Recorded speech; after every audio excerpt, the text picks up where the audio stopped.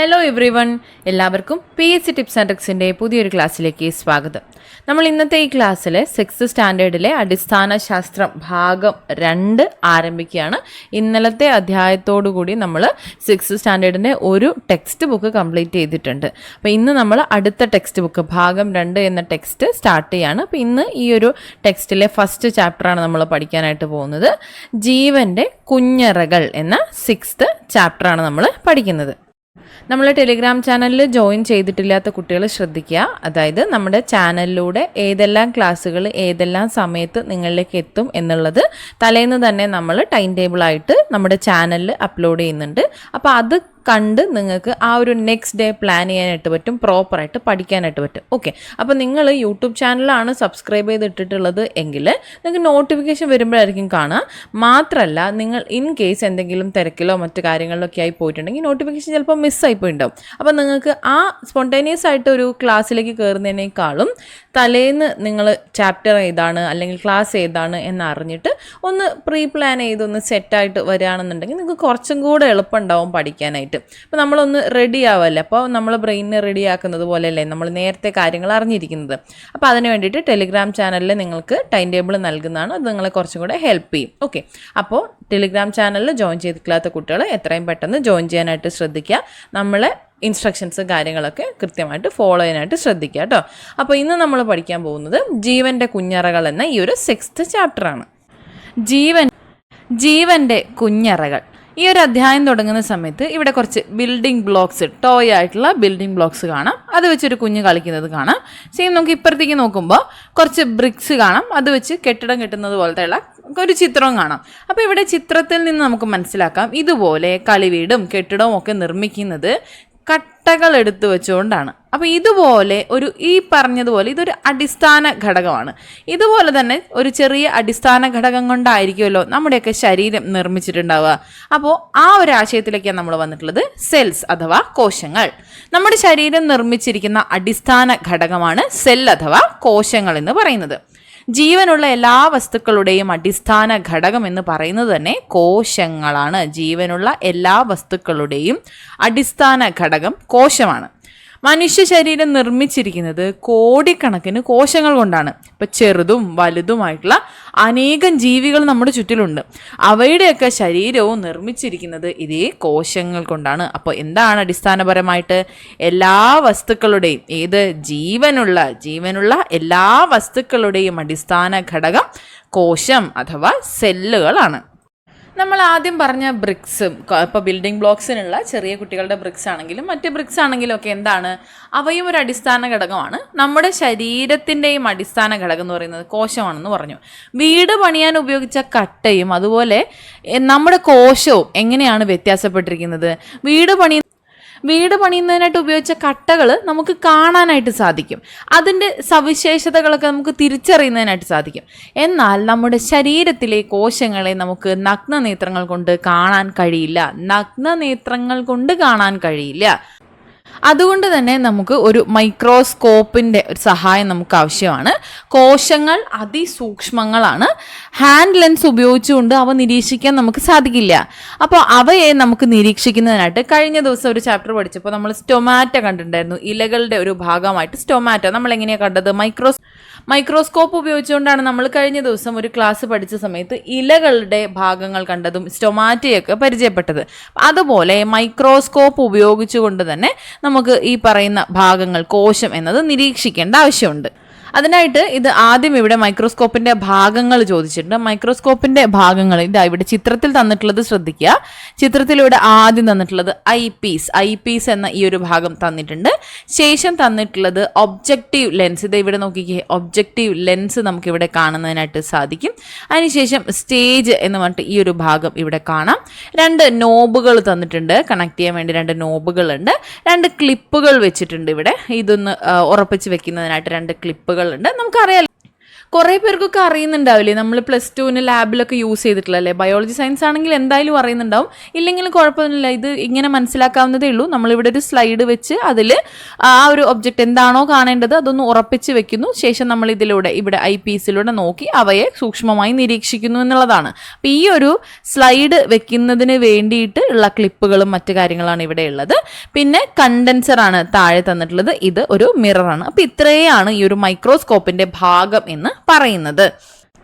അപ്പോൾ ഈ മൈക്രോസ്കോപ്പ് ഉപയോഗിച്ചുകൊണ്ട് നമ്മൾ നമ്മുടെ ഒരു മനുഷ്യ ശരീരത്തെക്കുറിച്ച് പഠിക്കാനും മനുഷ്യ ശരീരത്തെ കാണാനും പോവുകയാണ്.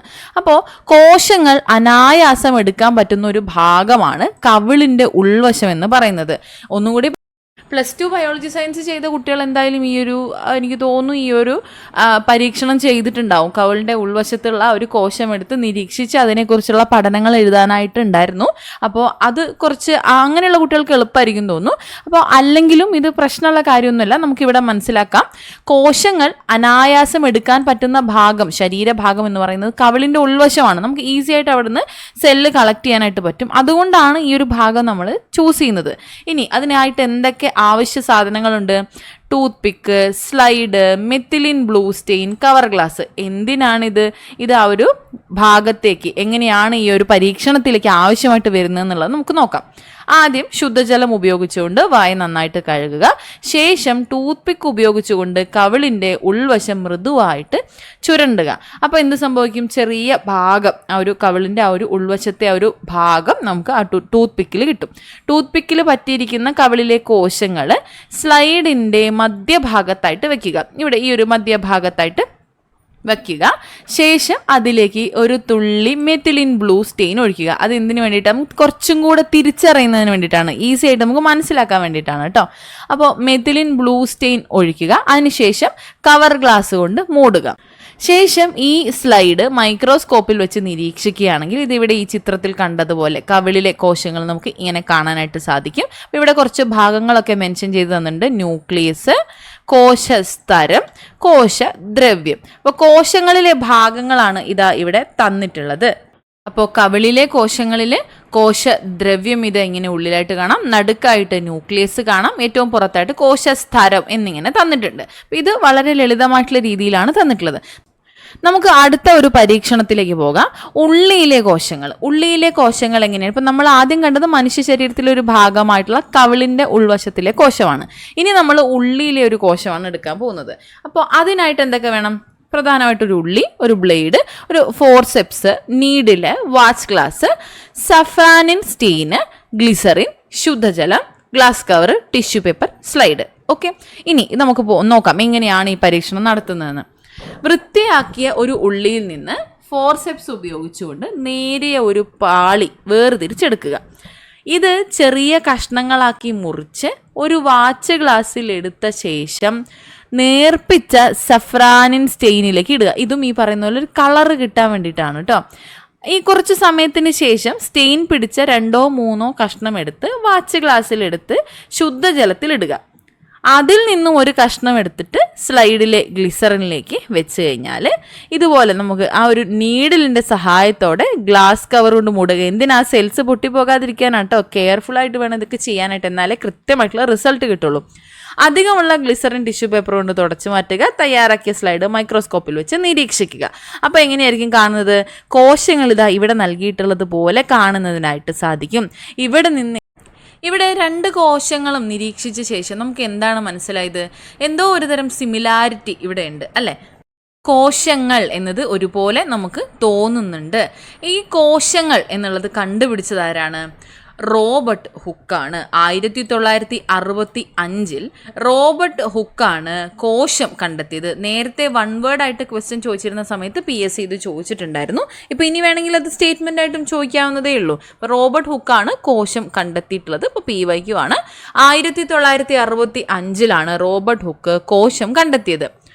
ഓക്ക് മരത്തിൽ നിന്നെടുത്ത് കോർക്കിൻ്റെ ഒരു ചെറിയ ഭാഗം സ്വയം നിർമ്മിച്ച മൈക്രോസ്കോപ്പിലൂടെ അദ്ദേഹം നിരീക്ഷിച്ചു. അതിൽ ചെറിയ അറകൾ പോലെ ധാരാളം ഭാഗങ്ങൾ കണ്ടു. അദ്ദേഹം അതിനെ സെല്ല എന്ന് വിളിച്ചു. സെല്ല എന്ന് വെച്ചാൽ എന്താണ്?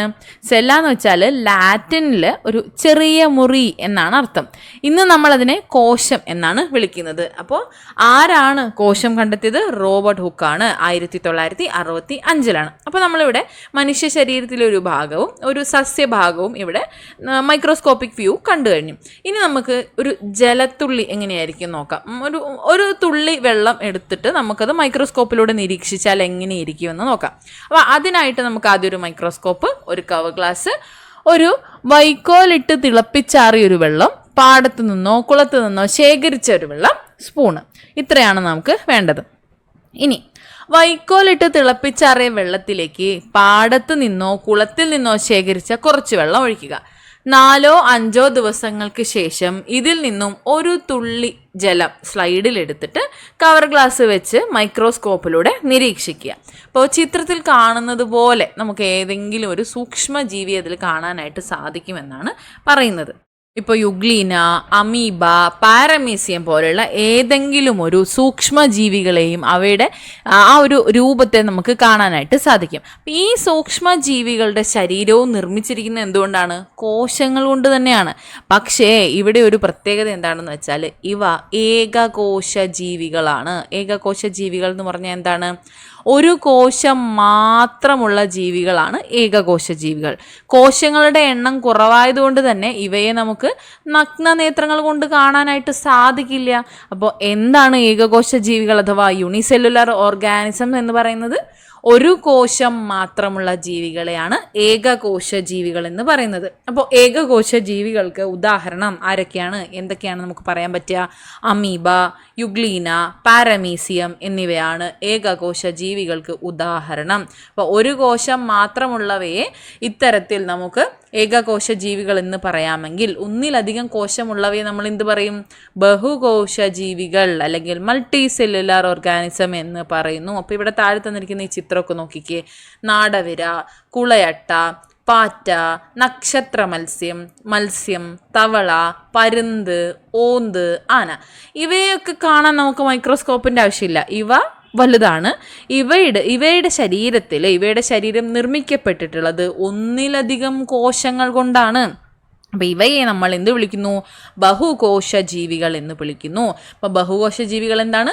ഒന്നിലധികം കോശങ്ങൾ കൊണ്ട് ശരീരം നിർമ്മിക്കപ്പെട്ട ജീവികളെയാണ് ബഹുകോശ ജീവികൾ എന്ന് പറയുന്നത്. അപ്പോൾ ധാരാളം കോശങ്ങൾ ഉള്ളതാണ് കൊണ്ടാണ് ഇവയെ ബഹുകോശ ജീവികൾ എന്ന് വിളിക്കുന്നത്. ഇങ്ങനെ ധാരാളം കോശങ്ങളുള്ള ബഹുകോശ ജീവികളെ നമുക്ക് നഗ്നനേത്രങ്ങൾ കൊണ്ട് കാണുന്നതിനായിട്ട് സാധിക്കും. ഇതാണ് ബഹുകോശ ജീവികൾ. ഇനി ബഹുകോശ ജീവികളിൽ നടക്കുന്ന ജീവൽ പ്രവർത്തനങ്ങൾ എന്തൊക്കെയാണെന്ന് ചോദിച്ചിട്ടുണ്ട്. എന്തൊക്കെയാ? അവയ്ക്ക് ചലനം സാധ്യമാണ്, പോഷണം, ശ്വസനം, അവയ്ക്ക് ദഹനമുണ്ട്, വിസർജനമുണ്ട്, പുനരുൽപാദനമുണ്ട്. ഇവയെല്ലാം ബഹുകോശ ജീവികളിൽ നടക്കുന്ന ജീവൽ പ്രവർത്തനങ്ങളാണ്. അങ്ങനെയാണെങ്കിൽ ഏകകോശ ജീവികളിലും ബഹുകോശ ജീവികളുടേതുപോലെ തന്നെ എല്ലാ ജീവൽ പ്രവർത്തനങ്ങളും ഏകകോശ ജീവികളിലും നടക്കുന്നുണ്ടാവോ? നിങ്ങൾക്ക് എന്താ തോന്നുന്നത്? തീർച്ചയായിട്ടും ഉണ്ട് കേട്ടോ. ബഹുകോശ ജീവികളിൽ നടക്കുന്ന എല്ലാ ജീവൽ പ്രവർത്തനങ്ങളും ഏകകോശ ജീവികളിൽ നടക്കുന്നുണ്ട്. ഏകകോശ ജീവികളിൽ എല്ലാ ജീവൽ പ്രവർത്തനങ്ങളും നിർവഹിക്കുന്നത് ആ ഒരേ ഒരു കോശമാണ് എന്നൊരു വ്യത്യാസം മാത്രമേ ഉള്ളൂ. എല്ലാ ജീവൽ പ്രവർത്തനങ്ങളും ബഹുകോശ ജീവികളിലേതുപോലെ തന്നെ ഏകകോശ ജീവികളിലും നടക്കുന്നുണ്ട്. ബഹുകോശ ജീവികളിൽ നടക്കുന്ന എല്ലാ ജീവൽ പ്രവർത്തനങ്ങളും ഏകകോശ ജീവികളിലും നടക്കുന്നുണ്ട്. ഏകകോശ ജീവികളിൽ എല്ലാ ജീവൽ പ്രവർത്തനങ്ങളും നിർമ്മിക്കുന്നത് ആ ഒരു കോശമാണ്. ഇതിവിടെ ഒരു സ്റ്റേറ്റ്മെന്റ് തന്നെ നൽകിയിട്ടുണ്ട് കേട്ടോ. അപ്പോൾ ഇതൊന്ന് മനസ്സിലാക്കി വെക്കുക. ഇതും സ്റ്റേറ്റ്മെന്റ് ആയിട്ട് ചോദിക്കുകയാണെങ്കിൽ നമുക്കിത് കൃത്യമായിട്ട് കിട്ടണം. SCRTയിൽ തന്നിട്ടുള്ള ഡയറക്റ്റ് സ്റ്റേറ്റ്മെൻറ്റ്സ് ഇപ്പോൾ ചോദിക്കാറുണ്ട്. ഓക്കെ, അപ്പോൾ ഏകകോശ ജീവികളുടെയും ബഹുകോശ ജീവികളുടെയും ഒക്കെ പ്രത്യേകത നമ്മളിവിടെ മനസ്സിലാക്കി. നമുക്കതൊന്ന് അനലൈസ് ചെയ്ത് നോക്കാം ഒന്നുകൂടി. ഏകകോശ ജീവികൾ എന്ന് പറഞ്ഞാൽ എന്താണ്? ഒരു കോശം മാത്രമുള്ളവയാണ് ഏകകോശ ജീവികൾ. അപ്പോൾ ബഹുകോശ ജീവികളോ? ശരീരത്തിൽ ഒന്നിലധികം കോശങ്ങളുണ്ട്. ശരീരം ഒന്നിലധികം കോശങ്ങളാൽ നിർമ്മിതമാണ് ബഹുകോശ ജീവികൾ. ഇനി ഏകകോശ ജീവികൾ എല്ലാ ജീവൽ പ്രവർത്തനങ്ങളും നിർമ്മിക്കുന്നത് ഒരു കോശത്തിലാണ്. ബഹുകോശ ജീവികളിൽ വരുമ്പോൾ എല്ലാ ജീവൽ പ്രവർത്തനങ്ങളും നിർമ്മിക്കുന്നത് പ്രത്യേകം കോശങ്ങളും അവയവങ്ങളുമാണ് എന്നുള്ളൊരു പ്രത്യേകതയുണ്ട്. ഓക്കെ, ഇനി ഏകകോശ ജീവികൾ നഗ്നനേത്രങ്ങൾ കൊണ്ട് കാണാൻ സാധിക്കുമോ? ഏകകോശ ജീവികളെ നഗ്നനേത്രങ്ങൾ കൊണ്ട് കാണാനായിട്ട് സാധിക്കില്ല. അവയ്ക്ക് ലളിതമായിട്ടുള്ള ശരീരഘടനയായിരിക്കും ഉണ്ടാകുന്നത്. ഉദാഹരണത്തിന് എന്തൊക്കെയാണ് നമ്മൾ പറഞ്ഞത്? Paramecium, amoeba, euglena. ഇനി ബഹുകോശ ജീവികളിലേക്ക് വരുമ്പോൾ ഇവയെ നമുക്ക് നഗ്നനേത്രങ്ങൾ കൊണ്ട് കാണാനായി സാധിക്കും. ഇവയുടെ ശരീരഘടന എങ്ങനെയാണ്? സങ്കീർണമായിട്ടുള്ള ശരീരഘടനയാണുള്ളത്.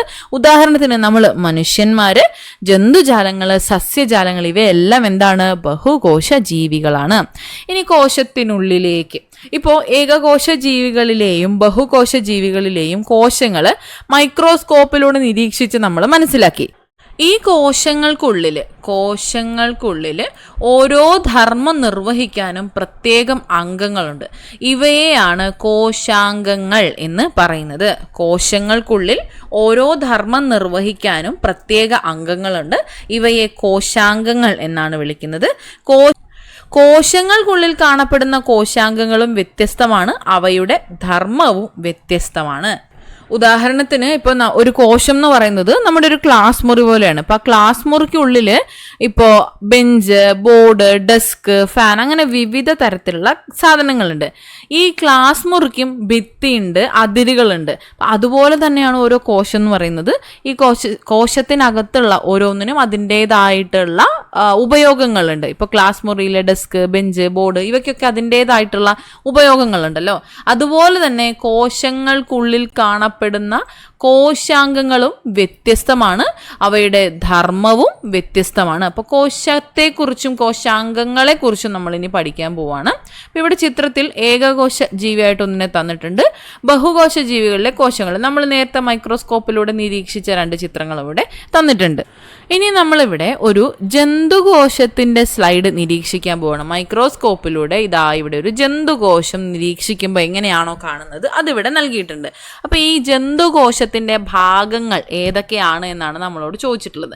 നമുക്ക് ഈ ചിത്രത്തിൽ നിന്നും അതൊക്കെ പറയാൻ പറ്റും. എന്തൊക്കെയാണ്? ഒന്നാമത് ഇവിടെ ന്യൂക്ലിയസ് ഉണ്ട്. ഏറ്റവും നടുക്കായിട്ട് നമുക്ക് ന്യൂക്ലിയസ് നൽകിയിട്ടുണ്ട്. ശേഷം ഇവിടെ കോശദ്രവ്യം, ഈ കളറിൽ ഇവിടെ കൊടുത്തിട്ടുള്ളത് കോശദ്രവ്യമാണ്. കോശദ്രവ്യമുണ്ട്, കോശസ്തരമുണ്ട്, നമുക്ക് എൻഡോപ്ലാസ്മിക് റെറ്റിക്കുലം കാണാനായിട്ട് സാധിക്കുന്നുണ്ട്, മൈറ്റോകോൺഡ്രിയൻ കാണാൻ സാധിക്കുന്നുണ്ട്, റൈബോസോം ഉണ്ട്, ഫേനം എന്നൊരു ഭാഗവും കൂടെ നൽകിയിട്ടുണ്ട്.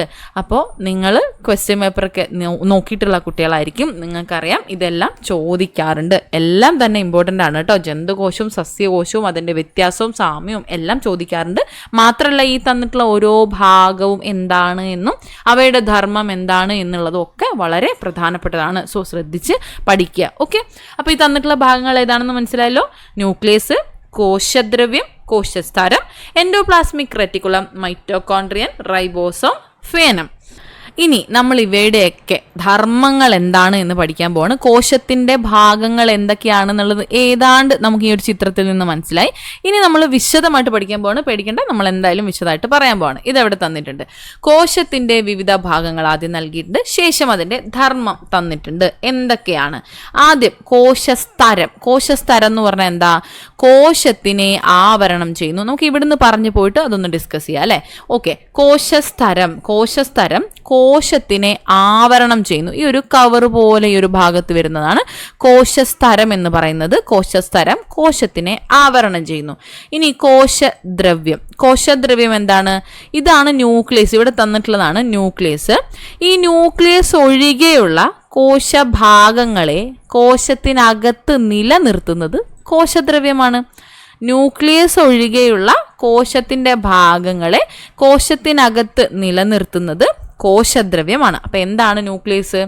ന്യൂക്ലിയസ് വളരെ പ്രധാനപ്പെട്ടതാണ്. കോശത്തിന്റെ പ്രവർത്തനങ്ങളെ എല്ലാം നിയന്ത്രിക്കുന്നത് ന്യൂക്ലിയസ് ആണ്. കോശത്തിന്റെ പ്രവർത്തനങ്ങളെ നിയന്ത്രിക്കുന്നത് ന്യൂക്ലിയസ് ആണ്.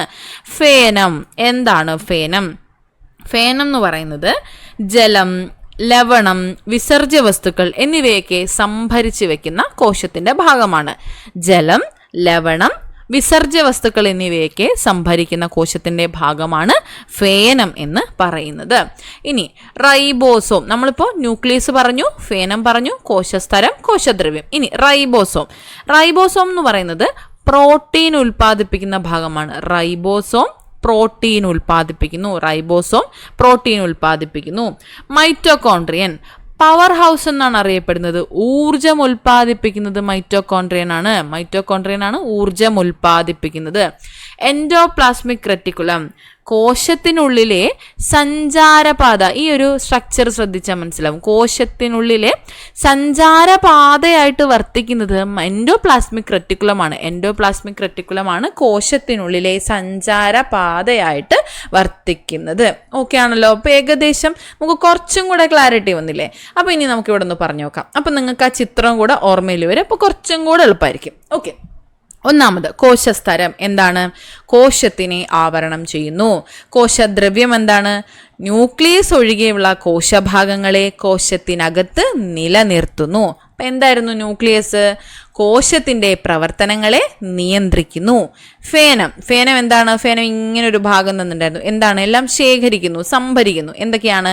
ജലം, ലവണം, വിസർജ്യ വസ്തുക്കൾ എന്നിവയൊക്കെ സംഭരിക്കുന്നു. റൈബോസോം എന്താണ്? പ്രോട്ടീൻ ഉൽപ്പാദിപ്പിക്കുന്നു. മൈറ്റോകോൺട്രിയൻ ഊർജം ഉൽപ്പാദിപ്പിക്കുന്നു. റൈബോസോം പ്രോട്ടീൻ, മൈറ്റോകോൺട്രിയൻ ഊർജം. എൻഡോപ്ലാസ്മിക് റെറ്റിക്കുലം കോശത്തിനുള്ളിലെ സഞ്ചാരപാതയായിട്ട് വർത്തിക്കുന്ന ഭാഗമാണ് എൻഡോപ്ലാസ്മിക് റെറ്റിക്കുലം എന്ന് പറയുന്നത്. ഇത്രയും ക്ലിയർ അല്ലേ? ഇനി നമുക്ക് കുറച്ച് ക്വസ്റ്റ്യൻസ് തന്നിട്ട് അതൊന്ന് ആൻസർ ചെയ്ത് നോക്കാം. അപ്പോൾ കുറച്ചും കൂടെ കോൺഫിഡൻസ് വരും. നോക്കാം. കോശസ്തരത്തിന്റെ ധർമ്മം എന്താണ് കോശസ്തരം എന്നാണ് ഇവിടെ ചോദിച്ചിട്ടുള്ളത്. കോശസ്തരത്തിന്റെ ധർമ്മം എന്താണ്? കോശത്തിനെ ആവരണം ചെയ്യുകയും സംരക്ഷിക്കുകയും ചെയ്യുകയാണ് കോശസ്തരം. കോശത്തിനെ ആവരണം ചെയ്യുന്നു, അതോടൊപ്പം സംരക്ഷിക്കുകയും ചെയ്യുന്നത് ആരാണ്? കോശസ്തരമാണ്. ഇനി കോശത്തെ മുഴുവൻ നിയന്ത്രിക്കുന്ന ഭാഗം ഏതാണ്? കേന്ദ്രഭാഗം, മർമ്മഭാഗം ഏതാണ്? ന്യൂക്ലിയസ് ആണ്. കോശത്തിലെ ഊർജ നിലയമായി പ്രവർത്തിക്കുന്ന ഭാഗം, കോശാംഗം, ഊർജം ഉൽപ്പാദിപ്പിക്കുന്നത് ആരായിരുന്നു? മൈറ്റോകോൺട്രിയൻ. കോശത്തിനുള്ളിലെ സഞ്ചാരപാത അതേതാന്ന് നിങ്ങൾ പറയണേ. അപ്പൊ നിങ്ങൾക്കത് കിട്ടിയിട്ടുണ്ടാവും, കുഴപ്പമില്ല, അത് നിങ്ങൾക്ക് വിട്ടിരിക്കുന്നു. അടുത്തത് ഫേനത്തിന്റെയും റൈബോസോമിന്റെയും ധർമ്മത്തിലുള്ള വ്യത്യാസം. അത് എന്താണെന്ന് വെച്ചാൽ ഫേനത്തിന്റെയും റൈബോസോമിന്റെയും ധർമ്മത്തിലെ വ്യത്യാസം എന്താണെന്ന് വെച്ചാൽ ഫേനത്തിന്റെ ധർമ്മം എന്ന് പറയുന്നത് എന്താ? ജലം, ലവണം, വിസർജ്യ വസ്തുക്കൾ എന്നിവയൊക്കെ സംഭരിപ്പിക്കുക. എന്നാൽ പ്രോട്ടീൻ ഉൽപ്പാദിപ്പിക്കുക എന്നതാണ് റൈബോസോമിന്റെ ധർമ്മം എന്ന് പറയുന്നത്. എന്താണ് ഇവയുടെ ധർമ്മം എന്ന് ഒന്നുകൂടി ചോദിച്ചു എന്നതേ ഉള്ളൂ. അപ്പോൾ ഇതൊക്കെയാണ് അതിന്റെ ധർമ്മം. അപ്പോൾ നമ്മളിവിടെ എന്താണ്? ജന്തുകോശത്തെ പൂർണ്ണമായിട്ടും മനസ്സിലാക്കി കഴിഞ്ഞു. അപ്പോൾ ഇത് ശ്രദ്ധിക്കേണ്ട കാര്യം എന്താ? ഇത് 6th സ്റ്റാൻഡേർഡിലെ ചാപ്റ്റർ ആണ്. അപ്പോൾ അതിൻ്റേതായിട്ടുള്ള ഡീറ്റെയിലിംഗ് മാത്രമേ ഇവിടെ ഉണ്ടാവുള്ളൂ. അപ്പോൾ ആ കാര്യങ്ങളാണ് നമ്മളിവിടെ പറഞ്ഞു പോയിട്ടുള്ളത്. നമുക്ക് ബാക്കി നോക്കാം കേട്ടോ. അപ്പോൾ നമ്മളിവിടെ ജന്തുകോശം പൂർത്തിയാക്കി. അപ്പോൾ നമുക്ക് എന്താണ് പഠിക്കാനുള്ളത്? സസ്യകോശം. നമ്മൾ നേരത്തെ പറഞ്ഞതുപോലെ ജന്തുകോശം, സസ്യകോശം വിശദമായിട്ട് പഠിക്കേണ്ട ആവശ്യമുണ്ട്. അപ്പോൾ ജന്തുകോശം നമ്മൾ പഠിച്ച് മനസ്സിലാക്കി നിർത്തി നമ്മൾ സസ്യകോശത്തിലേക്ക് എത്തി. അപ്പോൾ സസ്യകോശത്തിൽ ഈ ഒരു മൈക്രോസ്കോപ്പിക് വിഷ്വൽ നോക്കാം നമുക്ക്. എന്താണ് സസ്യകോശത്തിൻ്റെ ഭാഗങ്ങൾ? അപ്പോൾ ആദ്യമായിട്ട് ഇവിടെ തന്നിട്ടുണ്ട് കോശഭിത്തി എന്ന് പറയുന്ന ഒരു ഭാഗം ഇതാ ഇവിടെ തന്നിട്ടുണ്ട്. കോശഭിത്തി തന്നിട്ടുണ്ട്. ശേഷം കോശസ്തരം നമുക്ക് കാണാം. ജന്തുകോശവുമായി സാമ്യമുള്ള ഒരു ഭാഗം കണ്ടു, കോശസ്തരം. ന്യൂക്ലിയസ് സ്വാഭാവികമായിട്ടും നൽകിയിട്ടുണ്ട്. എൻഡോപ്ലാസ്മിക് റെറ്റിക്കുലം നൽകിയിട്ടുണ്ട്. കോശദ്രവ്യം കാണാൻ പറ്റുന്നുണ്ടോ? കോശദ്രവ്യം കാണുന്നതിനായിട്ട് സാധിക്കുന്നുണ്ട്. മൈറ്റോകോൺട്രിയൻ ഉണ്ട്, റൈബോസോം ഉണ്ട്, ഫേനമുണ്ട്, ക്ലോറോപ്ലാസ്റ്റ് എന്ന ഒരു അധിക ഭാഗവും കൂടെ നമുക്കിവിടെ കാണാനായിട്ട് സാധിക്കുന്നുണ്ട്. അപ്പോൾ ഏകദേശം എല്ലാ പാർട്ടും നമ്മൾ പറഞ്ഞില്ലേ. കോശഭിത്തി ഉണ്ട്. കോശഭിത്തി എന്തായാലും നമ്മൾ ആദ്യമേ പറഞ്ഞ് മാറ്റി നിർത്തിയൊരു ഭാഗമാണ്. ഇതല്ലാതെ നമ്മൾ ജന്തുകോശത്തിൽ കണ്ടതല്ലാത്ത ഒരു ഭാഗമാണ് കോശഭിത്തി, ക്ലോറോപ്ലാസ്റ്റ് എന്നിവയൊക്കെ. വിശദാംശങ്ങളിലേക്ക് നമുക്ക് വരാം. ഏതൊക്കെ പാർട്ടാണ് ഇപ്പോൾ സസ്യകോശത്തിനുള്ളത്? കോശഭിത്തി, കോശസ്തരം, ന്യൂക്ലിയസ്, എൻഡോപ്ലാസ്മിക് റെറ്റിക്കുലം, കോശദ്രവ്യം, മൈറ്റോകോൺട്രിയൻ, റൈബോസോം, ഫേനം, ക്ലോറോപ്ലാസ്റ്റ്. ഓക്കെ അല്ലേ? അപ്പോൾ ഇവിടെ സസ്യകോശത്തിൽ ജന്തുകോശത്തിൽ നിന്നും വ്യത്യസ്തപ്പെട്ട് എന്തൊക്കെ കാണാൻ സാധിക്കുന്നുണ്ട്? ക്ലോറോപ്ലാസ്റ്റും കോശഭിത്തിയും. ഓക്കെ അല്ലേ? നിങ്ങൾക്കത് വ്യക്തമായി മനസ്സിലായില്ലേ? ഇനി അവയുടെ ധർമ്മം എന്താണെന്ന് പഠിക്കണം. മറ്റുള്ളവയെല്ലാം നമ്മൾ ജന്തുകോശത്തിൽ പഠിച്ചപ്പോൾ വിശദമായി കണ്ടതാണല്ലോ. അപ്പം ഇവിടെ എക്സ്ട്രാ വന്നിട്ടുള്ള 2 ഭാഗങ്ങളാണ്. കോശഭിത്തി. കോശഭിത്തി എന്ത് ചെയ്യുന്നു? കോശത്തെ സംരക്ഷിക്കുന്നു. കുറച്ചുകൂടി ഒരു ഉറപ്പുള്ള ഭാഗം നമുക്ക് സസ്യത്തിൽ കാണാൻ പറ്റുന്നുണ്ട് അല്ലെ? അപ്പൊ കോശഭിത്തി എന്ന് പറയുന്നത് കോശത്തെ സംരക്ഷിക്കുന്നു. ക്ലോറോപ്ലാസ്റ്റ് എന്താണ്? ക്ലോറോപ്ലാസ്റ്റ് വാക്കിൽ നിന്ന് നമുക്ക് കിട്ടും പ്രകാശ സംശ്ലേഷണത്തിന് സഹായം നൽകുന്ന ഭാഗമാണ് ക്ലോറോപ്ലാസ്റ്റ്. പ്രകാശ സംശ്ലേഷണത്തിന് സഹായിക്കുന്നത് ക്ലോറോപ്ലാസ്റ്റ് ആണ്. അപ്പോൾ നമ്മൾ കോശത്തിൻ്റെ ഭാഗങ്ങളൊക്കെ പഠിച്ചല്ലോ. ഇത് നമ്മളൊരു കൺക്ലൂഷനിലേക്ക് എത്താണ്. കോശത്തിനുള്ളിലെ പ്രധാനപ്പെട്ട കോശാംഗമാണ് ന്യൂക്ലിയസ് എന്ന് പറയുന്നത്. ന്യൂക്ലിയസ് കോശദ്രവ്യത്തിൽ കാണപ്പെടുന്ന ഫേനം, റൈബോസോം, എൻഡോപ്ലാസ്മിക് റെറ്റിക്കുലം, മൈറ്റോകോൺട്രിയൻ, ക്ലോറോപ്ലാസ്റ്റ് എന്നിവ മറ്റ് കോശാംഗങ്ങളാണ്. അപ്പോൾ ഇതിൽ നിന്ന് നമുക്കിത് വ്യക്തമല്ലേ? ഈസി അല്ലേ? കുഴപ്പമൊന്നുമില്ലല്ലോ. ഓക്കെ, ഇനി നമുക്ക് ഇവയുടെ ഒരു താരതമ്യ പഠനം ആവശ്യമാണ്. സസ്യകോശവും ജന്തുകോശവും തമ്മിലുള്ള സാമ്യം നമ്മൾ പഠിക്കണം. സസ്യകോശവും ജന്തുകോശവും തമ്മിലുള്ള വ്യത്യാസവും നമ്മൾ പഠിക്കണം. അപ്പോൾ ആദ്യം നമുക്ക് സാമ്യം നോക്കാം. എന്താണ് സസ്യകോശവും ജന്തുകോശവും തമ്മിലുള്ള സാമ്യങ്ങൾ? കോശത്തിനുള്ളിൽ പ്രധാനമായിട്ടുള്ള കോശാംഗമായിട്ടുള്ള ന്യൂക്ലിയസ് രണ്ടിലും ഇല്ലേ? ഇവിടെ ഈ ചിത്രം നോക്കിക്കേ. രണ്ടിലും ന്യൂക്ലിയസ് ഉണ്ട്. ഇപ്പം 2 കോശത്തിലും ഒരേപോലെയുള്ള ന്യൂക്ലിയസ് ഉണ്ട്. പ്രധാനപ്പെട്ട കോശാംഗമായിട്ടുള്ള ന്യൂക്ലിയസ് രണ്ടിലുണ്ട്. ഇത് കോശപ്രവർത്തനങ്ങളെ നിയന്ത്രിക്കുന്നു. ജന്തുകോശമാണെങ്കിലും സസ്യകോശമാണെങ്കിലും ന്യൂക്ലിയസ് കോശത്തിൻ്റെ പ്രവർത്തനങ്ങളെ നിയന്ത്രിക്കുന്നു എന്നത് ഒന്നാമത്തെ സാമ്യമാണ്. ഇനി രണ്ടാമത്തത്, രണ്ടിലും എന്താണ്? കോശസ്തരമുണ്ട്, കോശദ്രവ്യമുണ്ട്, എൻഡോപ്ലാസ്മിക് റെറ്റിക്കുലമുണ്ട്, മൈറ്റോകോൺട്രിയൻ ഉണ്ട്, റൈബോസോമുണ്ട്, ഫേനമുണ്ട്. നമ്മൾ നേരത്തെ പറഞ്ഞ ഈ 2 ഭാഗങ്ങൾ ഒഴികെ ബാക്കിയെല്ലാം കോമൺ അല്ലേ? അതെ. അപ്പം അത് അവയുടെ ഒരു സാമ്യമാണ്. അപ്പം ഈ ഭാഗങ്ങളെല്ലാം തന്നെ ഉണ്ട്. ഇല്ലാത്തവ, വ്യത്യാസമുള്ളവ ഈ 2 മാത്രമാണ്. കോശഭിത്തിയും ക്ലോറോപ്ലാസ്റ്റും മാത്രമാണ്. ബാക്കിയുള്ള ഭാഗം രണ്ടിലും സസ്യകോശത്തിലാണെങ്കിലും ജന്തുകോശത്തിലാണെങ്കിലും ഉണ്ട്. എന്തൊക്കെയാണ്? കോശസ്തരം, കോശദ്രവ്യം, എൻഡോപ്ലാസ്മിക് റെറ്റിക്കുലം, മൈറ്റോകോൺട്രിയൻ, റൈബോസോം, ഫേനം എന്നിവയൊക്കെ സസ്യകോശത്തിലും ജന്തുകോശത്തിലും ഉണ്ട് എന്നുള്ളത് സാമ്യമാണ്. അപ്പോൾ 2 സാമ്യങ്ങൾ നമ്മൾ പറഞ്ഞു. ഇനി വ്യത്യാസങ്ങൾ നോക്കാം. എന്തൊക്കെയാണ് ഇവ തമ്മിലുള്ള വ്യത്യാസം? ജന്തുകോശങ്ങളിൽ കാണപ്പെടുന്ന കോശസ്തരം എന്നതിന് പുറമേ സസ്യകോശത്തിൽ എന്താണ്? കോശഭിത്തിയുണ്ട്. ഇവിടെ കോശസ്തരമുണ്ട്.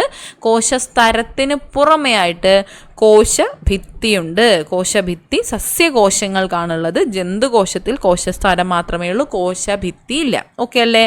ഇനി സസ്യകോശങ്ങളിൽ ക്ലോറോപ്ലാസ്റ്റ് ഉണ്ട്. എന്നാൽ ജന്തുകോശത്തിൽ ക്ലോറോപ്ലാസ്റ്റ് ഇല്ല. ജന്തുകോശത്തിൽ ക്ലോറോപ്ലാസ്റ്റ് ഇല്ല. ഇതുവരെ ക്ലിയർ ആണ്. അടുത്തൊരു പോയിന്റ് പ്രധാനപ്പെട്ടതാണ്. സസ്യകോശത്തിലുള്ള ഫേനത്തിൻ്റെ ഈ ഒരു ആകൃതി ഒന്ന് നോക്കിക്കേ നിങ്ങൾ. ഇനി ജന്തുകോശത്തിലെ ഫേനം നോക്കിക്കേ, ചെറുതാണ്. അപ്പോൾ സസ്യകോശത്തിലെ ഫേനം വലുതാണ്. ഫേനം എന്ന ഈ ഒരു ഭാഗം, സസ്യകോശത്തിലെ ഫേനം വലുതാണ്, ജന്തുകോശത്തിലെ ഫേനം ചെറുതാണ്. ഇത് ഒരു അത്യാവശ്യം പ്രധാനപ്പെട്ട ഒരു വ്യത്യാസമാണ്, കാരണം ഇത് ശ്രദ്ധിക്കില്ല. അപ്പോൾ ഫേനം വലുതാണ് സസ്യകോശത്തിൽ, ജന്തുകോശത്തിൽ ചെറുതാണ്. അപ്പോൾ ഇതാണ് ഇവ തമ്മിലുള്ള വ്യത്യാസം എന്ന് പറയുന്നത്. അപ്പോൾ സസ്യകോശവും ജന്തുകോശവും നമ്മൾ കുറച്ചുകൂടി വിശദമായിട്ട് മനസ്സിലാക്കി. കുറച്ചും കൂടി ഇപ്പോൾ നിങ്ങൾക്ക് ക്ലിയർ അല്ലേ? ഇനി അടുത്തതൊരു ആക്ടിവിറ്റിയാണ് കോശ മാതൃക തയ്യാറാക്കുക എന്നുള്ളത്. അത് നമുക്ക് ആവശ്യമില്ല, നമുക്ക് അടുത്തയിലേക്ക് പോകാം. ചെറുതും വലുതും. ഇപ്പോൾ നമ്മൾ കുഞ്ഞായിരിക്കുന്ന സമയത്തുള്ള നമ്മുടെ ശരീരം വലുതാവുന്ന സമയത്ത് നമ്മുടെ ഉള്ളിലെ കോശങ്ങൾ വലുതാവുകയാണോ ചെയ്യുന്നത്, അല്ല കോശത്തിൻ്റെ എണ്ണം കൂടുകയാണോ ചെയ്യുന്നത്? നിങ്ങൾക്ക് എന്താ തോന്നുന്നത്? ഇപ്പോൾ ഇവിടെ നമ്മൾ ഉദാഹരണം തന്നിട്ടുണ്ട്. ഇപ്പോൾ ഒരു വീട് വെക്കുന്ന സമയത്ത് ബ്രിക്സിൻ്റെ വലിപ്പം കൂട്ടാണോ ചെയ്യുന്നത്, ബ്രിക്സിൻ്റെ എണ്ണം കൂട്ടാണോ ചെയ്യുന്നത്?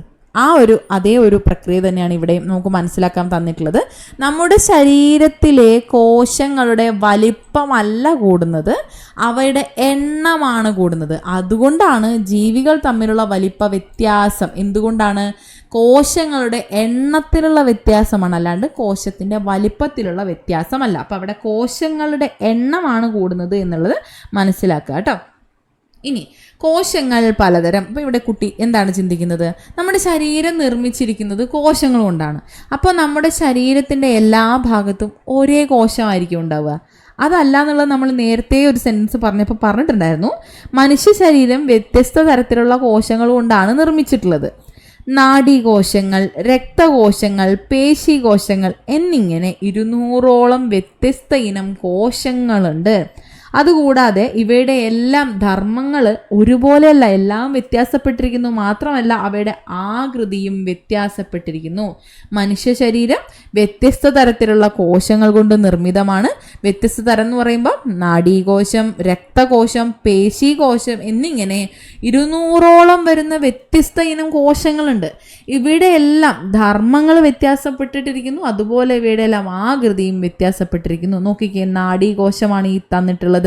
അതുപോലെയാണോ പേശികോശവും രക്തകോശങ്ങളും ഉള്ളത്? അല്ല, ഇവയെല്ലാം വ്യത്യാസപ്പെട്ടിരിക്കുന്നു. ഇവയുടെ എല്ലാം ധർമ്മവും വ്യത്യാസപ്പെട്ടിരിക്കുന്നു. അവയുടെ എല്ലാം ആകൃതിയും വ്യത്യാസപ്പെട്ടിരിക്കുന്നു.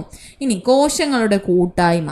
ഇപ്പോൾ സമാന ആകൃതിയിലുള്ളവയും ഒരേ ധർമ്മം നിർവഹിക്കുന്നതുമായിട്ടുള്ള കോശങ്ങളുടെ കൂട്ടത്തിനെയാണ് കലകൾ എന്ന് വിളിക്കുന്നത്. കലകൾ എന്ന് വിളിക്കുന്നത് ഒരേ ധർമ്മവും സമാനമായിട്ടുള്ള ആകൃതിയുള്ളതും ഒരേ ധർമ്മം നിർവഹിക്കുന്നതുമായിട്ടുള്ള കോശങ്ങളുടെ കൂട്ടത്തിനെയാണ് കലകൾ എന്ന് വിളിക്കുന്നത്. ഈ കലകൾ പലതരത്തിലുണ്ട്. എങ്ങനെയൊക്കെയാണ്? ജന്തുക്കളിൽ ശരീരം പൊതിഞ്ഞു സൂക്ഷിക്കുന്ന ഭാഗമാണ് ത്വക്ക്. ഇത് കോശങ്ങളുടെ ഒരു കൂട്ടായ്മയാണ്. ഇതിനെയാണ് ആവരണകലകൾ എന്ന് പറയുന്നത്. ആവരണകലകൾ. ഇപ്പോൾ ഇവിടെ എന്താണ്? നാഡീകോശങ്ങൾ കൂടിച്ചേർന്ന് നാഡീകലകൾ, പേശികോശങ്ങൾ കൂടിച്ചേർന്ന് പേശികലകൾ, അങ്ങനെ പലതരത്തിലുള്ള ശരീര കലകൾ ഉണ്ട് എന്നുള്ളതാണ്. അപ്പോൾ കലകൾ പലതരമാണ്. ഇവിടെ തന്നിട്ടുള്ളതുപോലെ ആവരണ കലകൾ, ഇതാണ് ആവരണ കലകൾ, നാഡീകലകൾ, പേശികലകൾ. അപ്പോൾ കോശങ്ങൾ ചേർന്നുകൊണ്ട് കലകൾ ഉണ്ടാകുന്നു എന്ന് നമ്മൾ പറഞ്ഞു. കലകൾ ഏതൊക്കെ തരത്തിലുണ്ട് എന്നുള്ളത് നമ്മൾ പറഞ്ഞു. ഈ കലകൾ ഒന്നിച്ച് ചേർന്നാൽ വേറെന്തെങ്കിലും ആയിച്ചേരുന്നതായിട്ട് അല്ലെങ്കിൽ ആയിത്തീരുന്നതായിട്ട് നമുക്കറിയോ? കോശങ്ങൾ ചേർന്ന് കലകൾ ഉണ്ടാകുന്നു. അനേകം കലകൾ ചേർന്നാൽ എന്തായിരിക്കും പറയുക?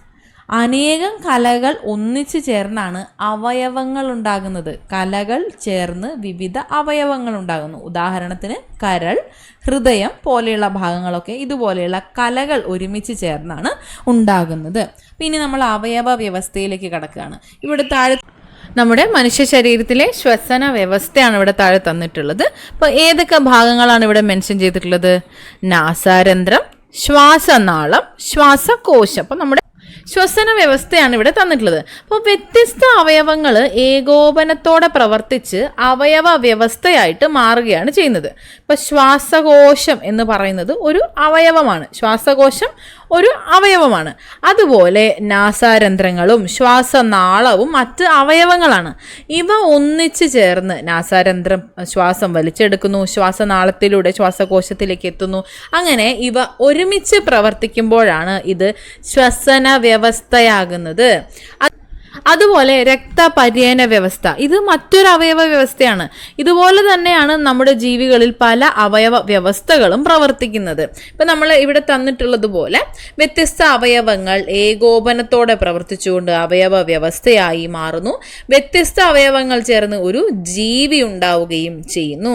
താഴെ നൽകിയിട്ടുള്ളത് കണ്ടില്ലേ?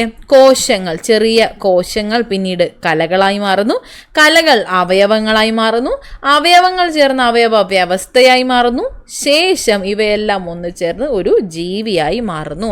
കുറച്ചും കൂടെ ക്ലിയർ അല്ലേ? നമ്മൾ ഇതുവരെ പറഞ്ഞ കാര്യങ്ങളെല്ലാം ഒന്ന് ആഡ് ഓൺ ചെയ്ത് സമപ്പ് ചെയ്യുന്നു. ഇപ്പം എന്തൊക്കെയായിരുന്നു? അപ്പോൾ ചെറിയ കോശങ്ങളിൽ നിന്ന് ജീവിതയാത്ര തുടങ്ങിയ ഞാനാണല്ലേ ഇത്രയും വലുതായതെന്ന കുട്ടി ആശ്ചര്യപ്പെടുന്നുണ്ട്. കണ്ടോ? അപ്പം എങ്ങനെയാണ്? കോശങ്ങൾ, ശേഷം കലകൾ, അതിനുശേഷം കലകൾ ചേർന്ന് അവയവങ്ങൾ, അവയവ വ്യവസ്ഥകളാകുന്നു, അവയവ വ്യവസ്ഥകൾക്ക് ശേഷം ജീവിയാകുന്നു. അങ്ങനെ ജീവലോകം എന്ന് പറയുന്നത് വൈവിധ്യം നിറഞ്ഞതാണ്. ഈ വൈവിധ്യം നമ്മുടെ സൂക്ഷ്മമായ തലത്തിൽ തന്നെ ആരംഭിക്കുന്നു എന്നുള്ളതാണ് നമ്മൾ ഈ ഒരു അധ്യായത്തിൽ നിന്ന് മനസ്സിലാക്കിയത്. കോശം എന്ന് പറയുന്നതിൽ തന്നെ എന്തുമാത്രം കാര്യങ്ങളുണ്ട് അല്ലേ? അപ്പോൾ ഏകകോശ ജീവി മുതൽ ബഹുകോശ ജീവി വരെ എത്രയധികം ജീവികളാണുള്ളത്. ഇവയെല്ലാം തമ്മിൽ സാദൃശ്യവുമുണ്ട്, എന്നാൽ വ്യത്യാസവുമുണ്ട്. അപ്പോൾ ഇതൊക്കെ നമുക്ക് മനസ്സിലാക്കാനായി സാധിക്കും. അപ്പോൾ ഇത് തന്നെയാണ് പ്രകൃതിയുടെ സൗന്ദര്യം എന്ന് പറയുന്നത്. അപ്പോൾ നമ്മുടെ പ്രകൃതിയെ അറിഞ്ഞും ആസ്വദിച്ചും നമ്മൾ മുന്നോട്ട് പോകണം, പ്രകൃതിയെ നോവിക്കാതെയും മുന്നോട്ട് പോകണം. അപ്പോൾ ഇവിടെ ഇനി തന്നിട്ടുള്ള ക്വസ്റ്റ്യൻസ് നോക്കിക്കേ. നമ്മൾ ഈ പഠിച്ചത് വെച്ച് ഈ ആൻസേഴ്സ് ചെയ്യാനായിട്ട് പറ്റും. ഈ ക്വസ്റ്റ്യൻസ് മനസ്സിലാക്കി ആൻസർ ചെയ്യാനായിട്ട് ശ്രമിക്കാം. ഒന്നാമത്തെ ചോദ്യം, കോശങ്ങളുമായി ബന്ധപ്പെട്ട ചില പ്രസ്താവനകളാണ് ഇവിടെ തന്നിട്ടുള്ളത്. ശരിയല്ലാത്തത് ഏതാണ് എന്നാണ് ചോദിച്ചിട്ടുള്ളത്. ഏതൊക്കെയാണ്? എല്ലാ കോശങ്ങളിലും കോശഭിത്തിയുണ്ട്. ഉണ്ടോ? എല്ലാ കോശങ്ങളിലും ഉണ്ടോ? ഇല്ല. അപ്പോൾ അത് തെറ്റാണ്. എല്ലാ കോശങ്ങളിലും കോശസ്തരമുണ്ട്. ശരിയല്ലേ? ശരിയാണ്. എല്ലാ കോശങ്ങളിലും ക്ലോറോപ്ലാസ്റ്റ് ഉണ്ട്. ഉണ്ടോ? എല്ലാ കോശങ്ങളിലും ക്ലോറോപ്ലാസ്റ്റ് ഉണ്ടോ? സസ്യകോശങ്ങളിൽ മാത്രമല്ലേ ഉള്ളൂ. അപ്പോൾ ഈ സ്റ്റേറ്റ്മെൻറ്റ് എന്താണ്? തെറ്റാണ്. എല്ലാ കോശങ്ങളിലും കോശദ്രവ്യം ഉണ്ട്. ഉണ്ടല്ലോ. കറക്റ്റ് അല്ലേ? ക്ലിയർ അല്ലേ? കിട്ടിയില്ലേ? അപ്പോൾ ഇവിടെ ശരിയല്ലാത്തതാണ് ചോദിച്ചിട്ടുള്ളത്. തെറ്റിപ്പോരുത് കേട്ടോ. അങ്ങനെ ശരിയല്ലാത്തത് ഏതൊക്കെയാണ്? എയും സിയുമാണ് ശരിയല്ലാത്തത്. അപ്പോൾ എ ആൻഡ് സി. ഓക്കെ. രണ്ടാമത്തത്, തന്നിരിക്കുന്ന പ്രസ്താവനകൾ വായിക്കൂ. സസ്യശരീരം കോശങ്ങളാൽ നിർമ്മിക്കപ്പെട്ടതാണ്. ജന്തുശരീരം കോശങ്ങളാൽ നിർമ്മിക്കപ്പെട്ടതാണ്. ഈ പ്രസ്താവനകളിൽ നിന്ന് എത്തിച്ചേരാവുന്ന നിഗമനം ഏതാണ്? നിഗമനങ്ങൾ 3 നമുക്ക് ആദ്യം ഒന്ന് വായിക്കാം. ജീവജാലങ്ങളുടെ കോശങ്ങളിൽ വൈവിധ്യമില്ല. എല്ലാ വസ്തുക്കളുടെയും നിർമ്മാണ ഘടകം കോശമാണ്. എല്ലാ ജീവജാലങ്ങളുടെയും നിർമ്മാണ ഘടകം കോശമാണ്. ഏതൊക്കെയാണ് ശരിയായിട്ടുള്ളത്? ഇതിൽ ശരിയായിട്ടുള്ളതെന്ന് പറയുന്നത് നമുക്ക് മനസ്സിലായില്ലേ? എല്ലാ ജീവജാലങ്ങളുടെയും നിർമ്മാണ ഘടകം എന്ന് പറയുന്നത് എന്താണ്? കോശമാണ്. എല്ലാ ജീവജാലങ്ങളുടെയും നിർമ്മാണ ഘടകം. ഇതല്ലേ കുറച്ചും കൂടെ അക്യുറേറ്റ് ആയിട്ടുള്ള ഒരു സ്റ്റേറ്റ്മെന്റ് എന്ന് പറയുന്നത്? എല്ലാ ജീവജാലങ്ങളുടെയും നിർമ്മാണ ഘടകം കോശമാണ്. മൂന്നാമത്തേത്, തന്നിരിക്കുന്നവയെ ക്രമമായി എഴുതുകയാണെങ്കിൽ നമ്മളിപ്പോൾ ലാസ്റ്റ് പറഞ്ഞു നിർത്തിയത് തന്നെ അതാണ്.